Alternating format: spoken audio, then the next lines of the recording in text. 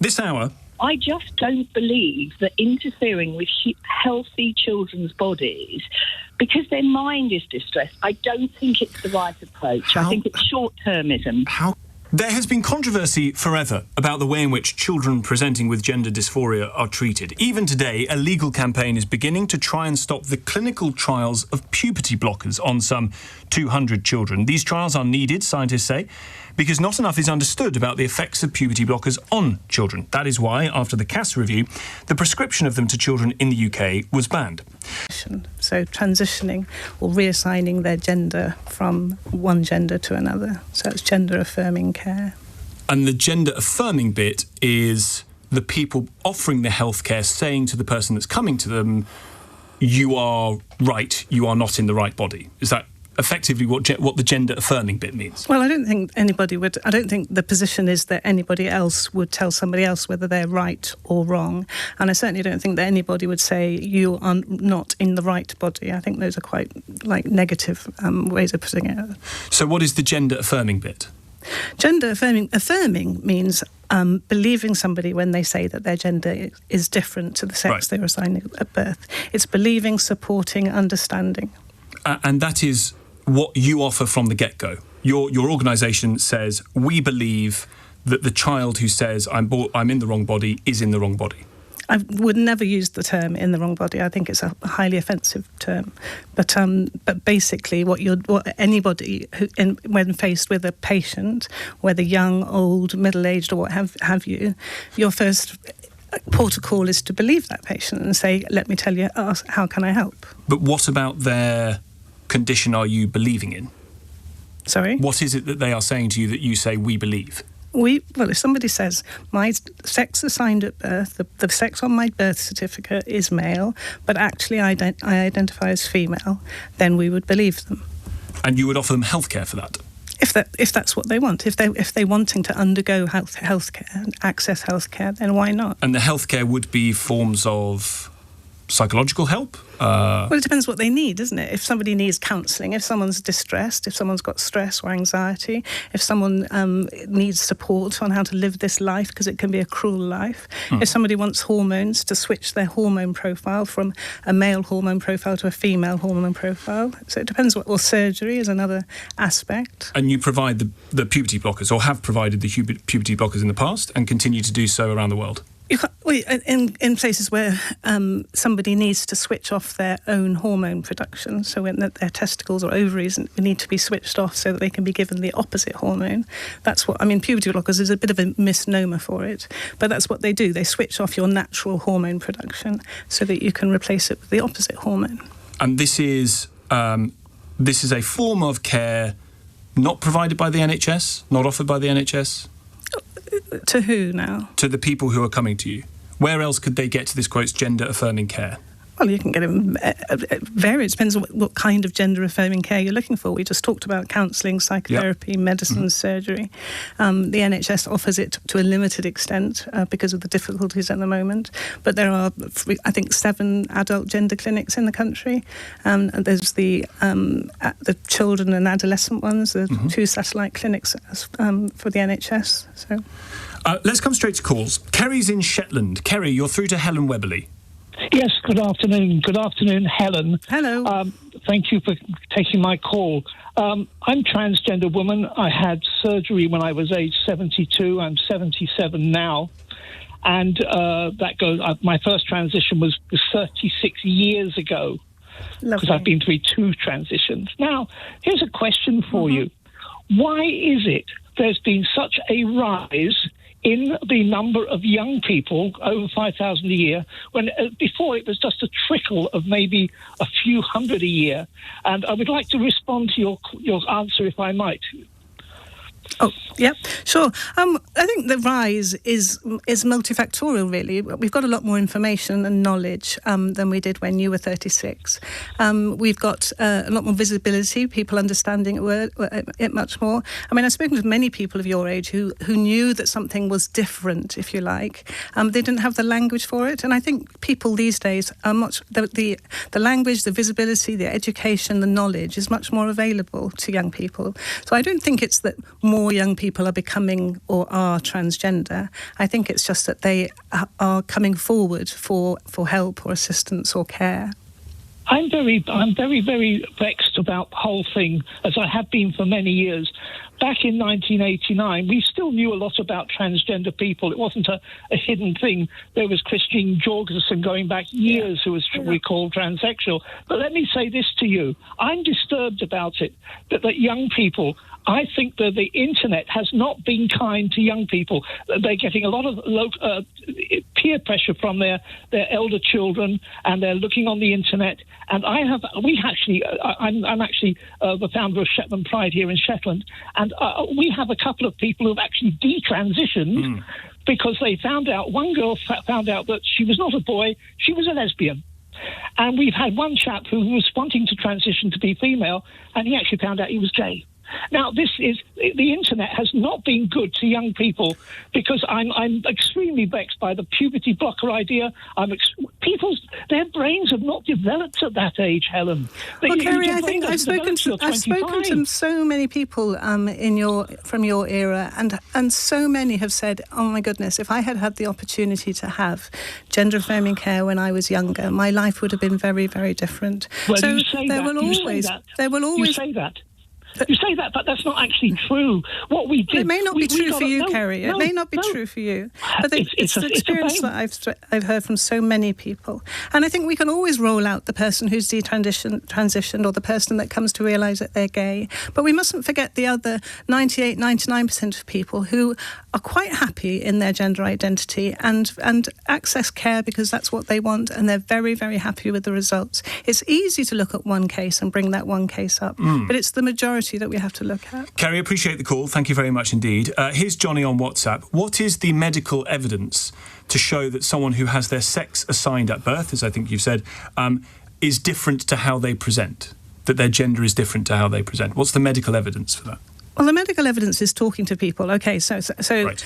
It's lovely. I wish we had a blood test. I wish we had a brain scan. I wish we had a psychological test. But actually, the only test we have is asking somebody for their own experiences, their own personal sense of identity, and whether they themselves, in every single cell in their heart, soul and body, identify as female or male or somewhere in between. That's not science, isn't it? That's very nice to talk to people, but what science are you asking for? Are you asking for the blood test or the brain scan? Because there isn't one. I'm asking for the science of the soul that I think you described. You talked about the soul, that the soul is somehow different to the body. So it's like saying, well, what's the science behind someone who has euphoria or dysphoria or has a feeling, has an understanding? Mm-hmm. You speak to them. We have brains. Absolutely. You speak to them, you ask them, and you understand what they are saying. For sure. And there's lots of talking therapies, there's psychological help, psychiatric help that deals with that. No, I'm not saying that you need psychological help or psychiatric help.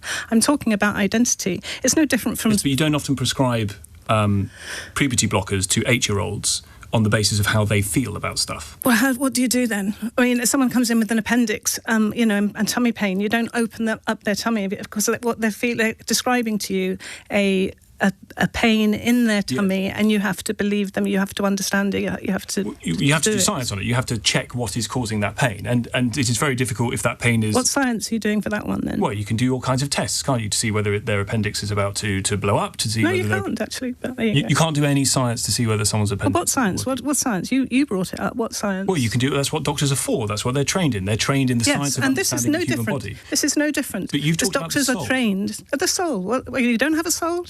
Sometimes I wonder. I wonder. Some people like you whether you have a soul.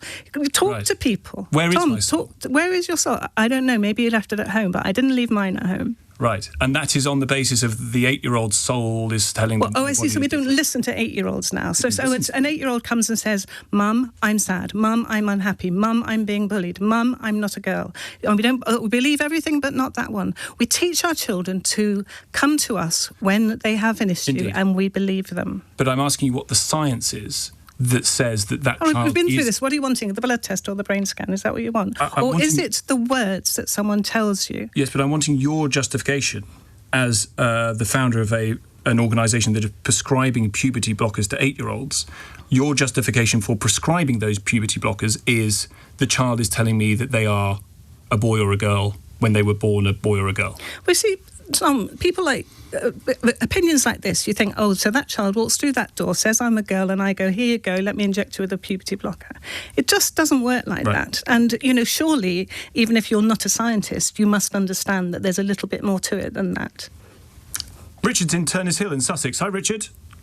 Yeah, hello, mate. I just tuned into this, and quite frankly, what we're hearing, you cannot change your gender. OK, I'm not talking to this. I said on advertising that we're not talking to people who don't believe in gender incongruence. So I'm sorry, I'm not answering that question. I'll tell you what. Let me ask you a question, can I? Because what I'm hearing is extreme child abuse. I'm not talking about this, Tom. You need to turn this caller off. Well, sorry. But Richard, what was your question? What was your question? Well, my question is, what we've got. Why are we patronising what is an unreality instead of treating it as a mental health issue, which is what it is? You cannot transition or change your gender. Science tells you that. So, do you offer, Richard? Thank you. Do you offer psychiatric help through your organisation to people who come to you? If they have a psychiatric problem, then they would need to see a psychiatrist. But being transgender is not a psychiatric problem, and to even go near that is extraordinarily offensive to transgender people. But when you talk about the counselling that a child might require, do you offer that? If they need it, yeah, sure. How do you know that they need it? Because it's called talking to people, Tom. It's called talking to patients. It's called understanding people. Jane's in Newport. Hi, Jane. Hi there. Fire away. Helen, hi. My name's Jane. Hi. I've got lots of people that I love and cherish who are transgender. I share hotel rooms with transgender women frequently because they are my cherished friends. I have people in my family that have transitioned, and they would have loved to have discovered about themselves earlier. I've got a question for you. So I'm a huge ally, and the people that are calling in that are disputing gender reassignment know nothing about it as we do. I'm absolutely adamant about this. I've seen people close on their journey, and they would have adored to have not gone through the wrong puberty. So I'd just like a question, if that's okay. What's the most misunderstood thing that you're asked? It's just to give you the opportunity to explain to the bigots that are phoning in. Mm-hmm. They obviously misunderstand.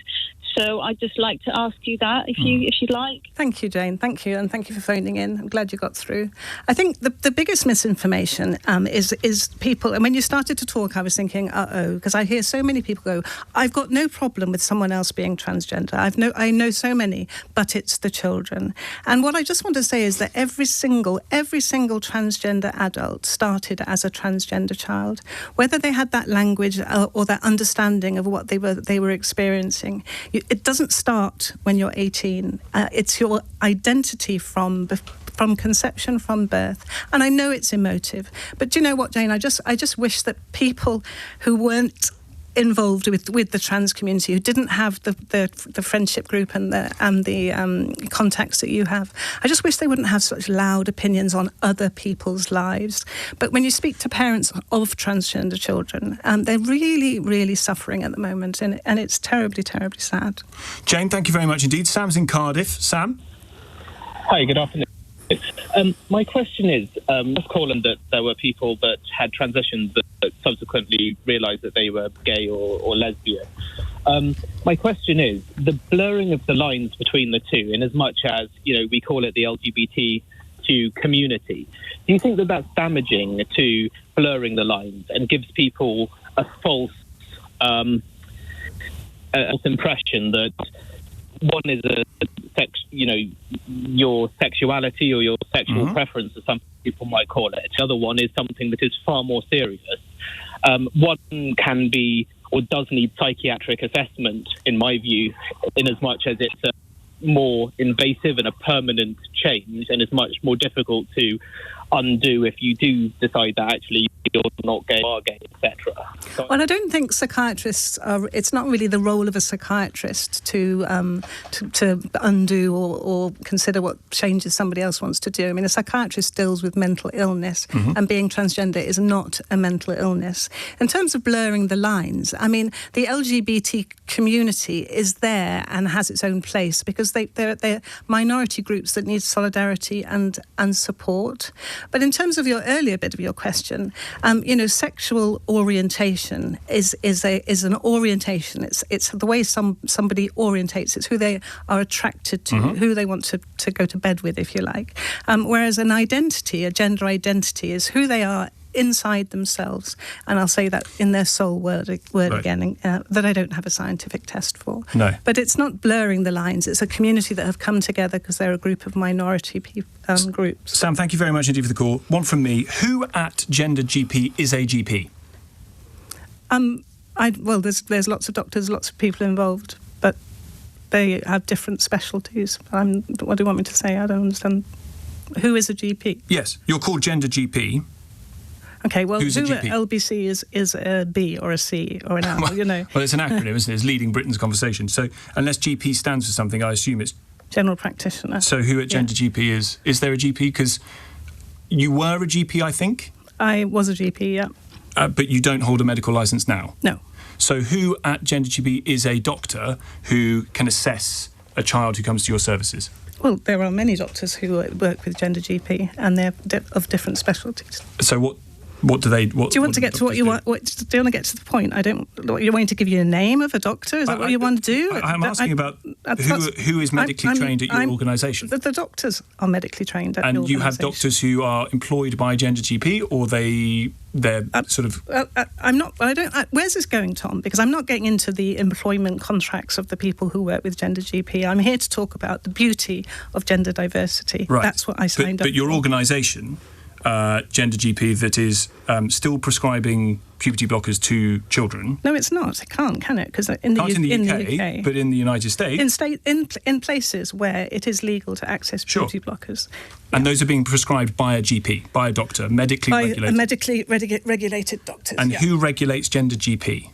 The practitioners that GenderGP refer to, the doctors, the counsellors, the psychologists, they are independently regulated. So you yourselves are not regulated in the countries in which you operate, but the people that you give the orders to prescribe are? We don't give orders to anybody to prescribe.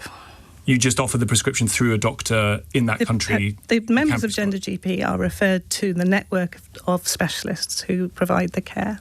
Anna's a first-time caller in Westminster. Hi, Anna. Hello there. Hi. So I just have a question. In terms of what parents should do when a general pediatrician who has never met their child publicly questions a formal diagnosis of gender dysphoria made by a qualified specialist, in this instance by a MOJ certified expert. Mm-hmm. Is it appropriate for a doctor with like a general pediatrician who specializes in pain and works in a pain clinic to suddenly declare themselves as a gender specialist and claim that diagnosis is unsafe, even though they've never met the child, and try to make safeguarding referrals about that? Yeah. And also claim that she has a fear that the hormone treatment, not even puberty blockers, but a hormone treatment, is being sought for a 6-year-old, which obviously is biologically impossible because, it's Tanner stage 2, if anything, right? Yeah. Which is in puberty, and, it's insane. Yeah. But this person has proceeded to make a very serious safeguarding allegation. Yeah. And I'm just thinking, is this going to be the way that our lives go now, where people who are like that can do those claims? And, if this happens, let's say 2 years ago, it would have been thrown out. And now this is proceeding to the point where it's going to a family court. Yeah, I think, Anna, I think it's really sad. And I think what the top difficulty is that we've got people in government, we've got people in politics, we've got people in medicine who don't understand gender diversity. And so there will be people who act against it. And it sounds to me like this paediatrician doesn't understand gender identity and is fearful. And the difficulty we have is we have such little medical education. So, how much education has this paediatrician had? And I do think it's very sad. And then, you talked about social services. Within social services, there will be people who don't understand gender diversity. And you're quite right. A 6-year-old, ironically, if the 6-year-old was going through puberty at the age of 6, they would be going through a precocious puberty for which we are allowed to prescribe puberty blockers. But if they were a 10-year-old, it would be, all over the radio and the news that the person was allowed to have puberty blockers. I guess only because you're right for precocious puberty, but I guess that it's the reason why, isn't it? But see, Tom, do you know what I mean? When you said you're right there, you're right. It's like the non-medics having these opinions on medical issues. So you're right to say that it's okay for someone with precocious puberty, a cisgender child, to have puberty blockers when that puberty is in some way harmful or damaging, but not for a transgender child. And when we've got people who are not scientists, not medics, having this opinion on what's right or wrong. You were the yes, doctor. But you were just telling me that it's right for the precocious puberty. Yes, because the reason and I interrupted you, but I presume you were going to say, but we're talking about transgender children because here, the reason and they're different.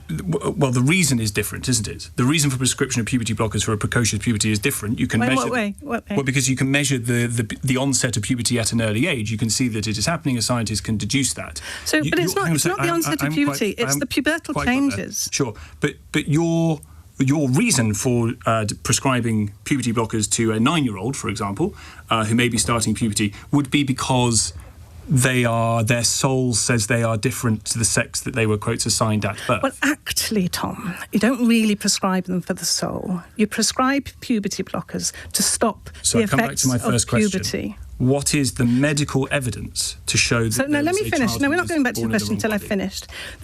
We are giving puberty blockers to a 6-year-old to stop the pubertal changes happening in a 6-year-old. We're giving puberty blockers to the I don't know what age you said, 8-year-old, was it? Well, I think you've talked about giving them to a 9-year-old if they start puberty. When I was talking to Anna just now, I said 10, so I'll do 10. It's less emotive. And so if you're giving puberty blockers to a 10-year-old with gender incongruence, you're doing it to stop the effects of puberty. Why is it okay to stop it in a 6-year-old cisgender child, but it's not okay to stop the effects of puberty in a 10-year-old transgender child? Again, because isn't it the reasons?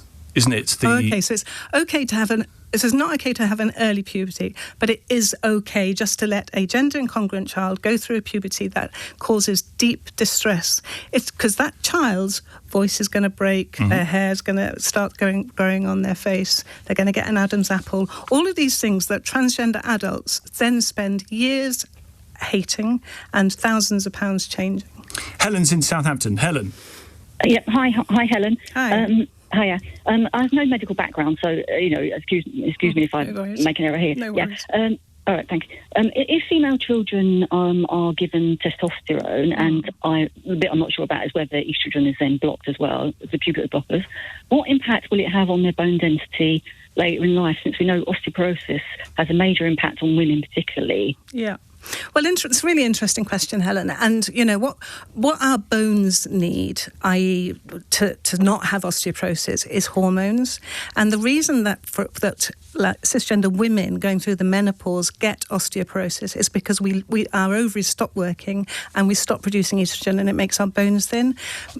People with testicles, men, if you like, on the other hand, their testosterone keeps being produced, and they don't suffer with osteoporosis. So it doesn't matter which hormone; it's the lack of hormones that causes osteoporosis. So actually, somebody who is assigned female at birth but then has testosterone, as long as they're having that testosterone, their bones will be strong, really strong.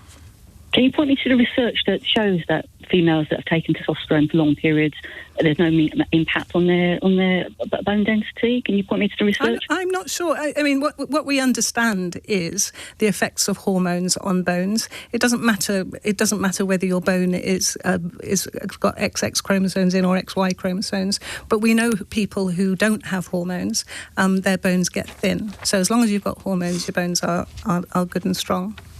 Is there research that supports that? Because I always go to, look it up, look at the peer-reviewed research. I'm not sure if they've actually done a study on people who are assigned female at birth and bone density for, when they're 80. I'm not sure that study exists. Yeah, my concern is the impact it will have on females. I just think it's completely unethical, I have to say, what's happening with children. I have deep care you're not medically trained, so I think you leave the medical ethics to the experts, Helen, with all due respect. Which experts are you citing here? As the one, when you say leave it to the experts, who are the experts that you turn to? Well, the experts have written, it depends which journal, which clinical guidelines you want to go to, but the Endocrine Society have written, 2017 was their last time they updated their guidelines. I've got a study here, clinical study in 2023, published in the Journal of Clinical Endocrinology and Metabolism. Individuals assigned male at birth who began puberty blockers and later took estrogen continued to show, quotes, persistently reduced spinal bone density in their late 20s, indicating potential long-term physical consequences. What was the study population on that? Was it a randomised controlled study? What was the study design? How long was the study over? Yes. You know, what you need to do, Tom, when you're going to pick out and cherry-pick the research, we've got to be really careful we don't do that, is we need to look at peer-reviewed reviews of multiple research. Right. So picking out one that fits with your argument doesn't work. So my question is do you think it's acceptable to give kids these periods, basically puberty blockers, when they can't even make decisions for themselves about smoking, voting, or anything to do in that sense? So why, if they don't have the right mindset to make decisions for themselves as kids in that sense, it's more to the point where it's more coercion from adults putting these things in the kids' heads. Joshua, how many trans kids have you met? I have 4 kids myself. Yeah. I have 2 boys. I have 2. How many trans children have you met? How many trans children have I met? None. But well, that's the problem, isn't it? Because you can talk about them. That your sweeping statement that these kids are being coerced, but you've not met one that's been coerced. So I don't understand where you get that view from. And you talk about voting, you talk about smoking. We're talking about medicine here. So are you saying that no child under the age of 18 or 16 is able to make any decision about a broken arm, about having their appendix removed, about having diabetes, about having cancer treatment? Give me an example, Joshua, not the voting and smoking one, but a medical example where we would say you're not allowed to have medicine because you're too young. Yeah, but it's completely different. It's completely different. Yeah, that's your view. That's your view. But it would be nicer. It would be nicer if we had somebody here, a parent of a transgender child, rather than somebody who's never met a transgender child. Yes, but I understand your concerns, but they're misplaced, Joshua. Sorry. But you're not even letting me talk, and you're not even letting me communicate. Because you've got views which are offensive to transgender. This is the thing. I have 4 kids myself. I have 2 boys, I have 2 girls. 4's not enough, Joshua. 4 is not enough. Listen, stop butting in and listen to me when I'm trying to communicate. I've always told my children, you can be whatever you want to be, you can identify whatever you want. I hope, Josh, that your kids don't turn out to be trans. You're not even letting me talk. I'm not letting me talk. Because I'm here to talk about the beauty of gender diversity, not listen to people who don't believe it. It's coercion. It is coercion. No, my lovely, it's not. If my daughter comes to me and said, I want to be a boy because I've got 2 older brothers. Remember in the 80s when they said... Would I listen to her straight away? When men like you said, I'm not letting my child be gay, it's the same thing, Josh. Sorry, mate. Liz is in Colchester. Liz. Hi, Helen. Hello. I'm so delighted to speak to you. I follow your work very closely because GenderGP saved my child's life. Oh, thank you. 4 years ago. I'm far from being a coercive parent. No. I was a resistant parent. I wanted my child to kind of work through the issues that he had, etc., etc. But it got to the point where he went to university presenting as a woman and had a breakdown and dropped out of university. Mm-hmm. And if it wasn't for GenderGP, that was the point at which, as his parents, we completely accepted his point of view, having resisted it for 10 years. And were puberty... Well, I mean, puberty, it was clearly too late for that, Liz, if he'd gone to university.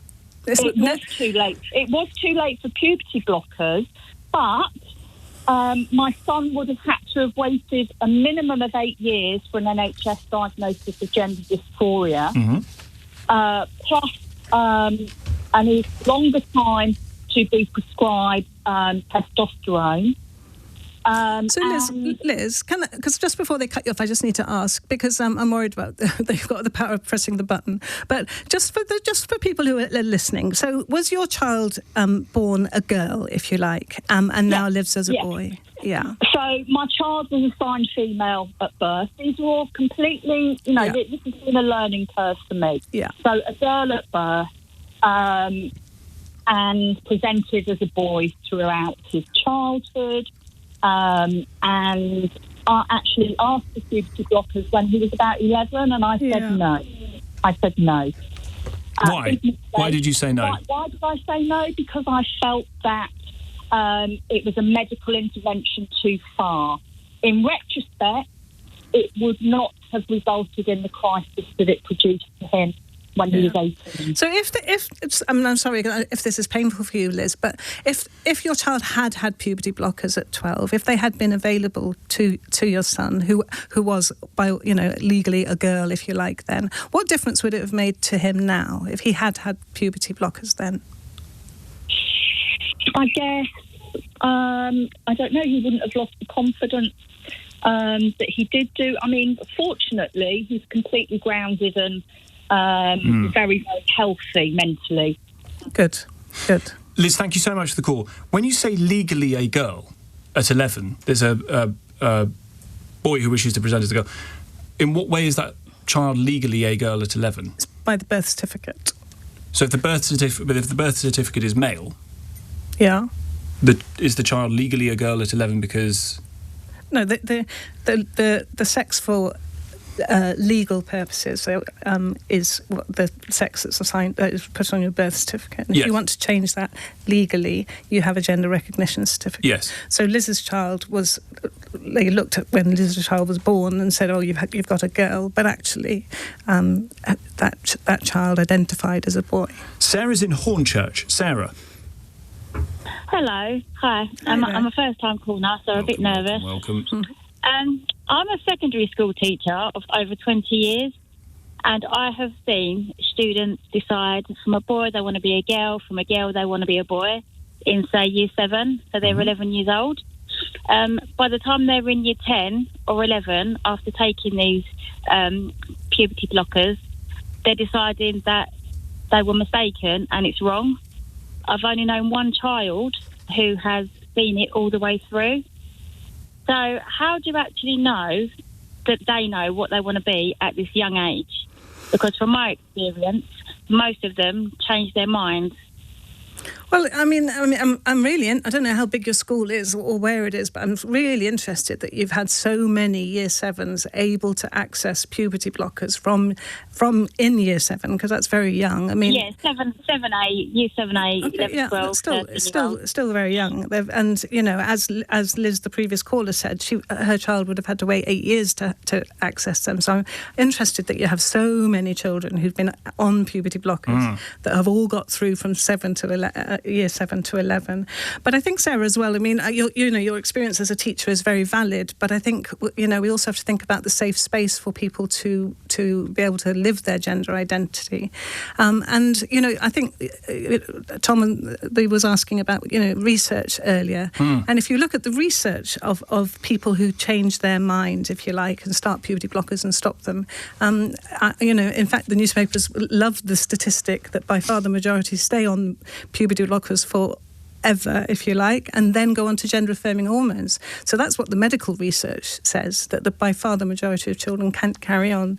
So interested that you've got such a high proportion of children on puberty blockers that then go on to stop them. But in answer to Sarah's question, again, it comes to the issue of consent, doesn't it? How do we know that the 11-year-old who's being prescribed this stuff, where there is contention about its reversibility, how do we know that child is aware of what they are consenting to?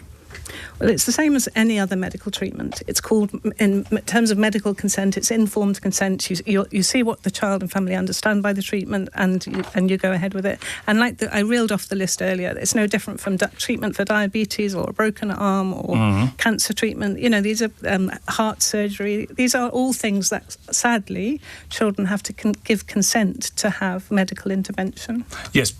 The studies on consent are interesting. According to the CAS review, there is insufficient evidence to conclude that children under 16 can fully understand the long-term consequences of medical transitions such as infertility, effects on sexual development or lifelong medical dependency.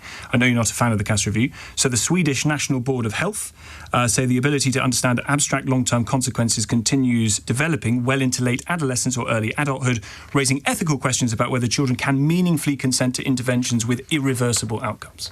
Well, good thing is puberty blockers don't have irreversible outcomes. They are completely reversible. Says and who? the other, sorry? Says who? Says who? Says that. Well, have a look at the Endocrine Society. Have a look at the World Professional Association of Transgender Health. If you listen to science, if you stop a puberty blocker, your testicles and ovaries wake back up again, and they start producing hormones. You're going to speak, and I'm going to finish answering your question.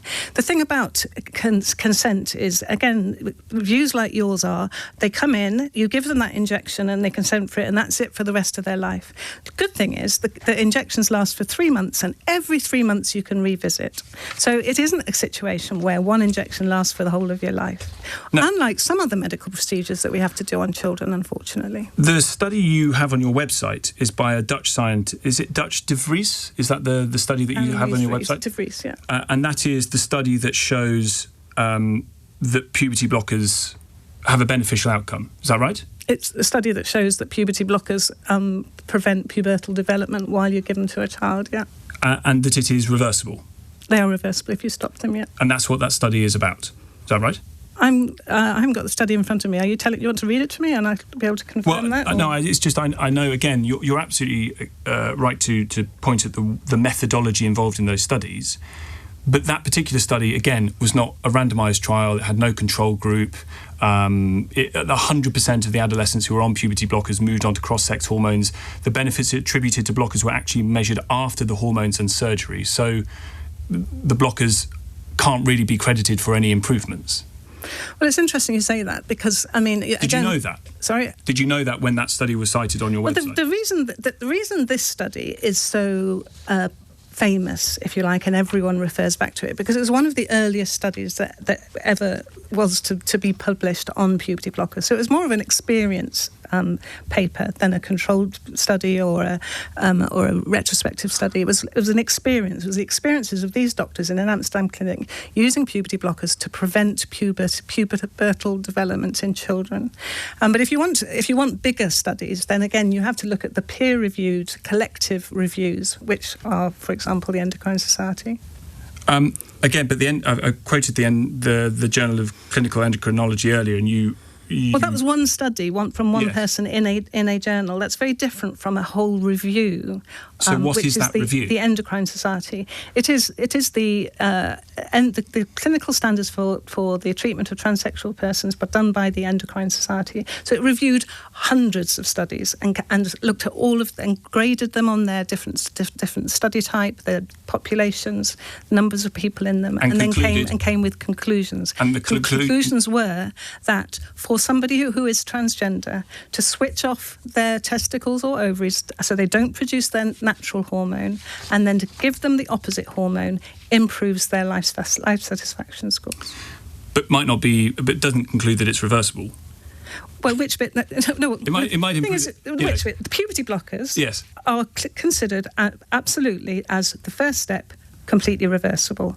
Gender-affirming hormones. Sorry, but where is the big study that shows that? The big peer-reviewed study that shows that? It's the collection studies. Have a look at the WPATH Standards of Care 8. Ah, yes, I've got that here. Okay. Because the WPATH Standards of Care 8 acknowledges on puberty blockers, I'm quoting, the number of studies is still low. I quote again, there are few outcome studies that follow youth in adulthood, and that no clinical studies have reported on profiles of adolescents who regret their initial decision. But I thought we were talking about the fact that they are reversible. But I don't want you to do that. The number of studies is still low. Of what?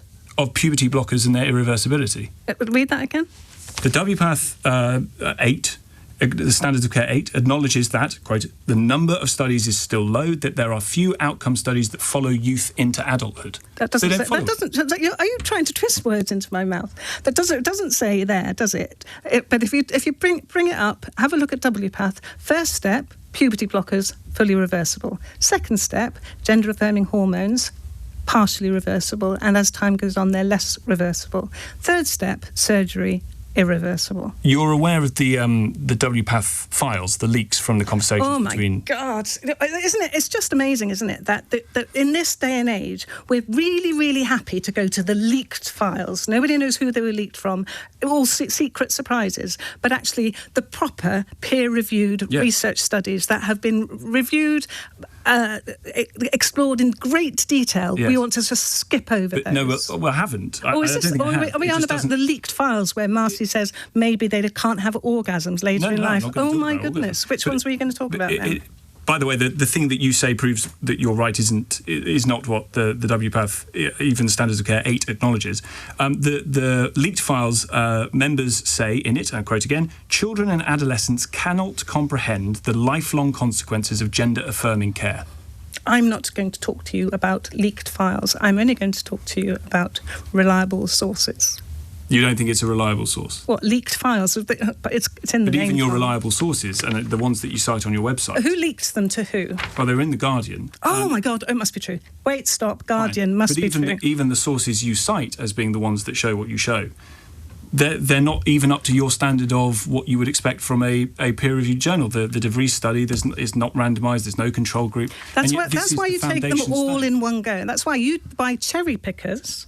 take one at a time. And I told you why it's on my website, Tom, because it's a famous study, because it was the first experience study of gender-affirming care in young people, and it's still incredibly valuable. Abigail's in Dewsbury. Abigail. Yeah, hi. I just want to ask you a question, actually.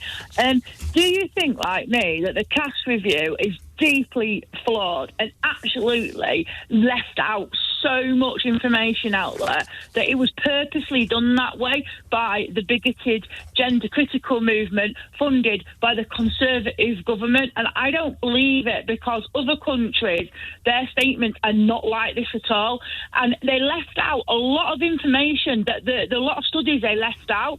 And I find it interesting, that they can always say how the transgender lobby is funded, but actually the biggest funder, the money is coming from the right-wing people who don't like trans people, and it's bloody adamant now. It's adamant to everybody, and you'd have to be stupid not to see it. And I just want to say praise you, because my mate, who's had to wait years and years and years, and she's an adult, to get treatment, she used your service. So I think you're a great person, and I want you to tell me what you think about the CAS review, because many of us think it's deeply flawed. Helen. Abigail, you've said all the things I'm not allowed to say. Thank you. What are you not allowed to say? Well, if I said all those things that Abigail that I agree with, then it would be more than one front page news tomorrow. You agree that the CAS study was funded there are by many people who have exposed great big flaws in the CAS review. What's one of those flaws? I don't need to do that. One of those flaws, Tom, cherry picking the research.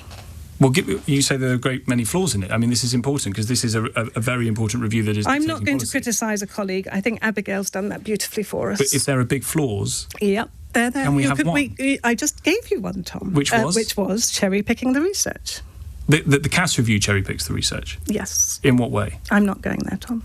Why? Because I'm not going to criticise a colleague. It's out there.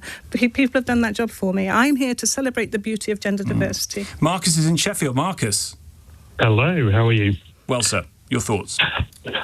Yeah, is there not a massive, children who identify as transgender and autism? Is there a complete link? What do you think? I think, Marcus, I mean, I don't know which side of the fence you're on at the moment, but it is a very challenging one. And I think what we have to understand is that even if people have autism or are on the autistic spectrum, they can also be gender incongruent too. And just because they have autism doesn't mean that they should be excluded from treatment. But the other thing is as well that if autism classically has difficult people have classically, and I'm going to overgeneralise here, have difficulties with social interactions, maybe self-confidence, the ability to put themselves in social situations. And transgender children who are ignored, not believed, not supported, not affirmed, can also have difficulties in social interactions. So there's another overlap that is a different type of overlap, if you know what I mean. Marcus? Is that not society's inability to recognise autism, though, and just, going ahead with, transgender, just let's get you on the path and give you some blockers? No? Well, it's not. I tell you what, Marcus, I wish for transgender children it was as easy as getting them on the path and giving them some blockers, but it's incredibly difficult for trans children to get blockers at the moment, and that's the travesty. But gender identity is a very, very, very different thing to autism. Marcus, thank you very much indeed. There was one of your patients, one of GenderGP's patients, who was diagnosed with autism. This is child J, 15 years old, diagnosed with autism and anorexia in 2020, sectioned under the Mental Health Act for treatment in 2021 after incidents of self-harm. First made contact with GenderGP in October 2022 with the support of his mother. 2 months later, after a fee was paid and a questionnaire completed, a prescription was issued for testosterone and puberty blockers. What medical assessments have been carried out by GenderGP on that child's needs? Well, how am I supposed to know who Jay is, who the doctor was, what assessments were done? We need to give me a few more details, or what? You want me to share medical records online with you today? What is the process, then, by which a child diagnosed with autism and anorexia, sectioned under the Mental Health Act, would be able to get a prescription? You missed the diagnosis of gender incongruence there. Was that deliberate, or you're just missing that? It doesn't suggest that there is one. Well, then why were they prescribed a medicine for gender incongruence? You tell me, it's your organisation. Well, it's my organisation, but does that make me responsible for every single thing?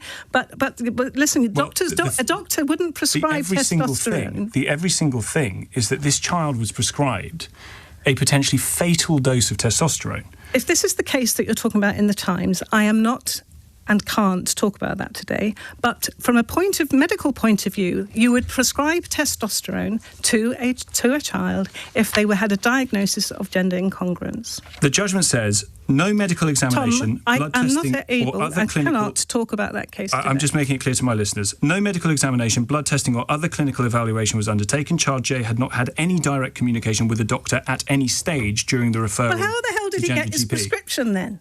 Well, you would have prescribed it. Me? GenderGP, your organisation. GenderGP, LBC. A doctor, you can't get a prescription from an organisation. You can't get a prescription from me. So let's just be clear to your listeners who you're guiding down this conversation. A doctor will have made an assessment and written a prescription. Again, the judgment says there was no direct communication with the doctor at any stage during the referral. I can't talk about that judgment. Well, you've just suggested but I'm talking generally about the way that medicine works. Okay, well, medicine works. You're a mum. There was a curved ball. Would you want your own child to go through a process where they were prescribed something quite serious and? Oh wow, you've got me there. That absolutely floors me there. I'm a mum, and I wouldn't want my child to have proper medical care. Let me tell you, Tom. If I had a transgender child, I would definitely want them to have proper medical care, and that means puberty blockers, gender-affirming hormones, and surgery if needed. As a child? As an adolescent, children don't need it because they haven't started puberty yet. Josh is a first-time caller in Brighton. Josh. Hello. You said that all of it's all reversible. You can come off it. Everything's reversible. Can you let us know what the long-term side effects of it would be, or could be, if you were to go on it for a period of time and then come off? So puberty blockers are the completely reversible step, and all they do is they switch off your testicles or ovaries, and then if you stop taking the puberty blockers, then your ovaries or testicles wake up again, if you like. So there are no long-term effects of that. Okay, and there's no potential long-term effects. Such as what is it you're worried about? So the Murdoch Children's Research Institute, Botanica, Healthline and Trevor products have all said that there's potential bone health and density impact.